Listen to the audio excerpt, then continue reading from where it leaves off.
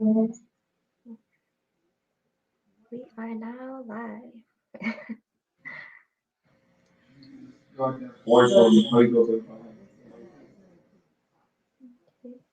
always like to wait for one person to hop on Yeah. before we get Before we started. get I want to at least make sure there's a one person watching.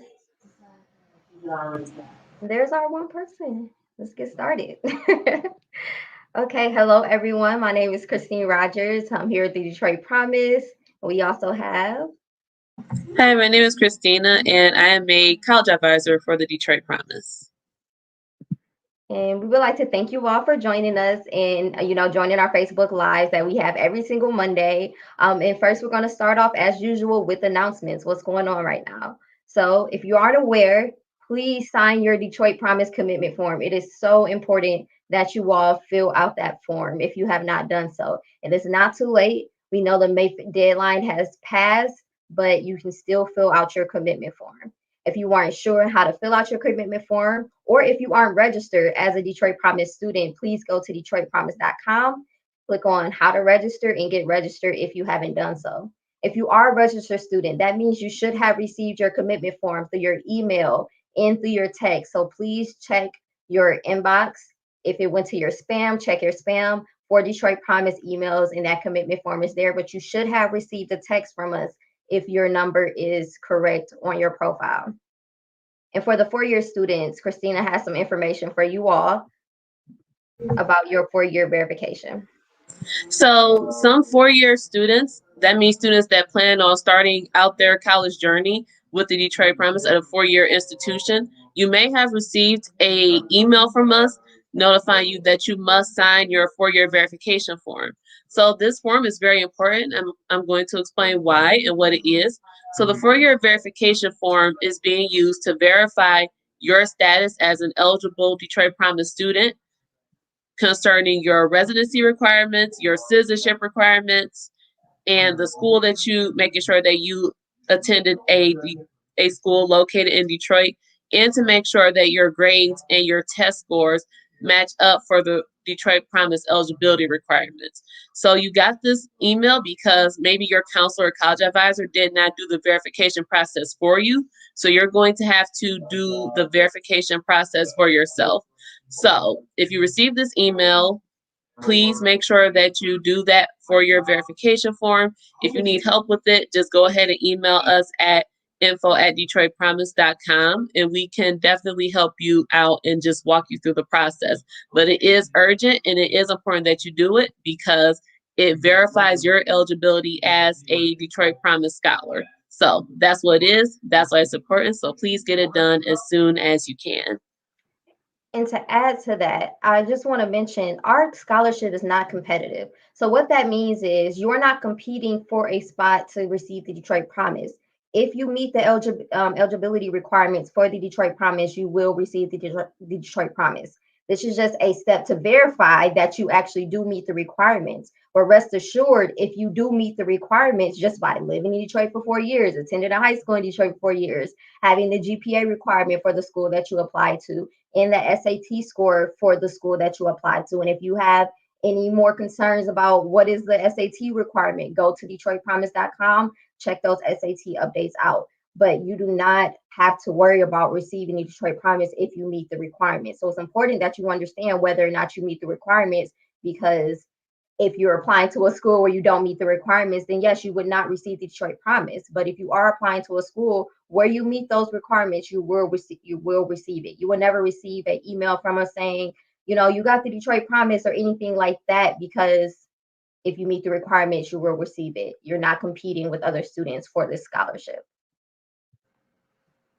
Yes, that is definitely true. So I'm going to go ahead and announce that today starts a new week of group college advising.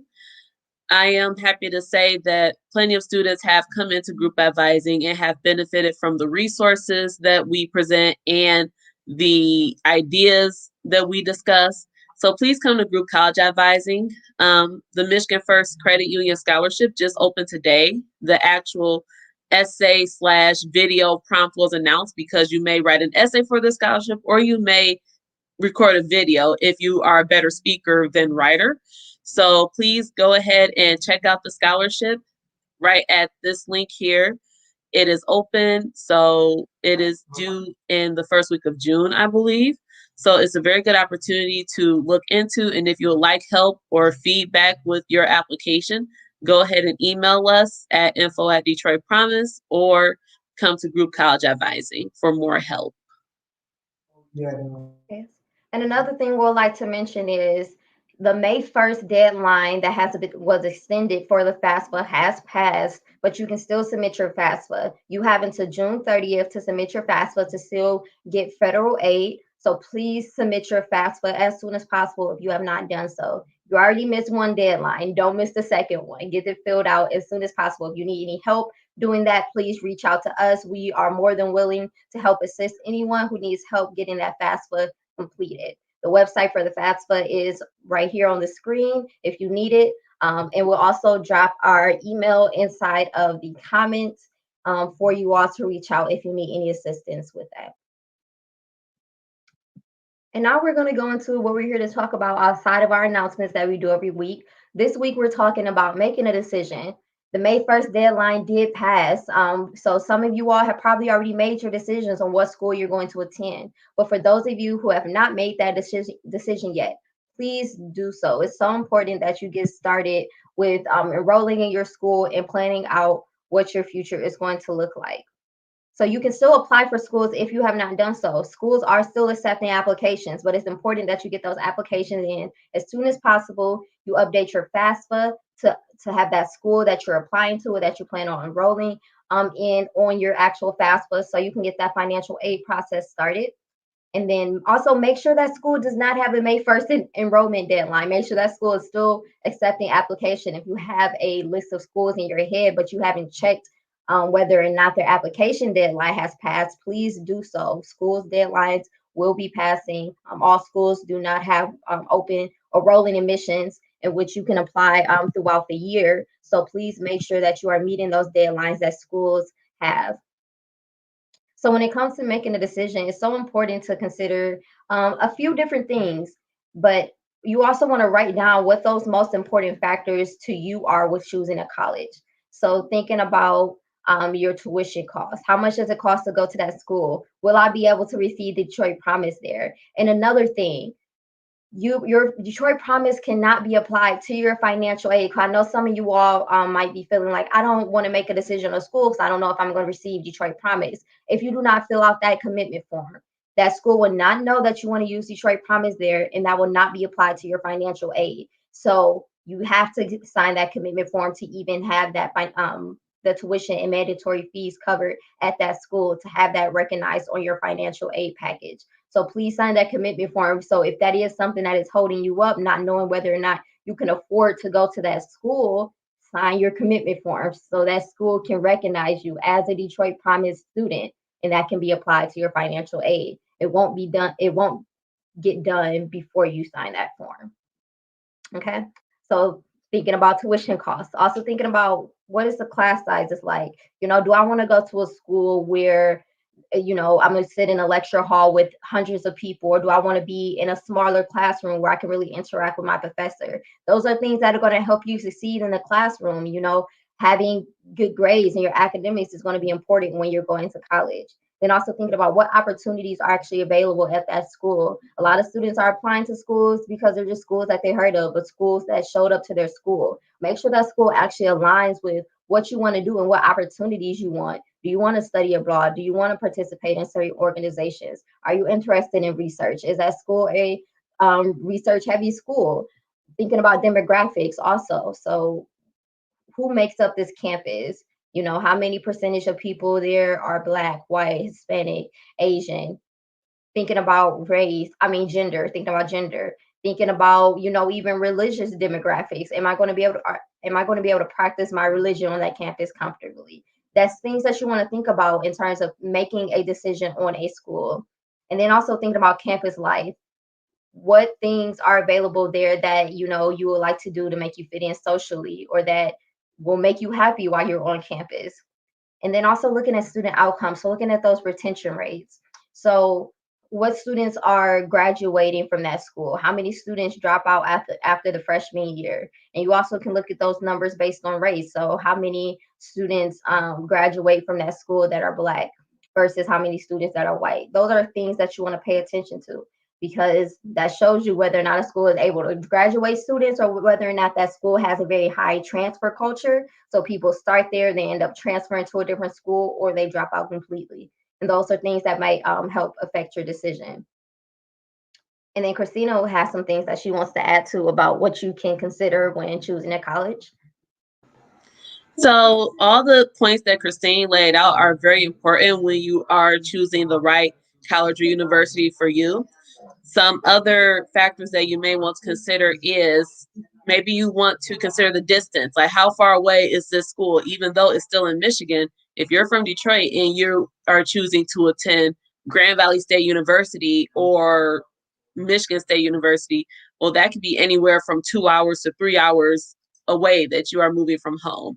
And these schools also happen to be surrounded by more rural communities. So if you're from a place like Detroit, which is one of the biggest major cities in the United States, and you are going to a small city like Allendale, Michigan, or to Lansing, Michigan, East Lansing, Michigan, that's going to be a bit of an adjustment to get used to the culture in these areas. They're good cultures. They do educate their students well, but you also want to make sure this is a proper fit for you.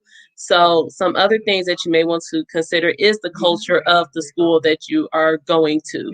So to find out all the answers to these different factors that you may be considering, just Google the schools, choose to do a virtual tour, reach out to the admissions office, or find a virtual admissions um, program that you can go to, like a short admissions workshop in which you can ask all these different questions so that you know what to expect when you get to the college or university that you happen to have chosen. Some people may want to weigh out whether you actually want to live on campus. If you intend on getting the vaccine, figure out if the vaccine is required for you to live on campus for your intended college or university, because these are all things that you need to consider, because that also plays into your financial aid too, if you decide to live on campus or if you decide to stay home for a year to save money and just do virtual classes if that is an option. So really just take the time. You could take 10 to 15 minutes to just write down these different factors and weigh them out, see what school you're thinking about, checks all of your points, and just pursue things from there.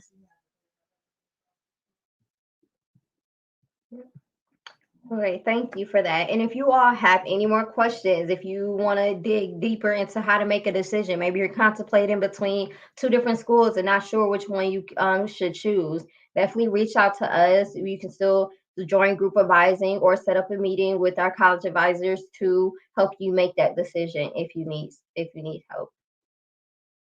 And Christina just popped up the link for group advising, so make sure to join if that's something you want to do.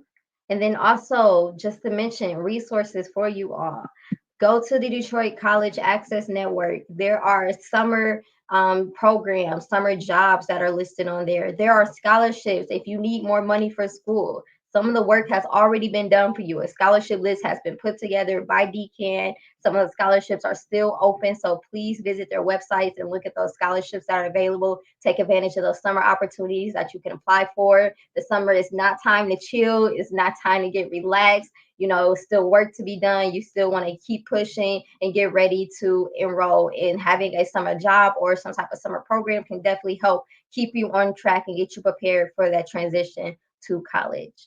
So thank you all for joining us. If there's any questions, please drop them in the comments. Any concerns that you all have, please drop them in the comments or also DM us. If you're watching this after the fact, you can always message us on social media and we will respond.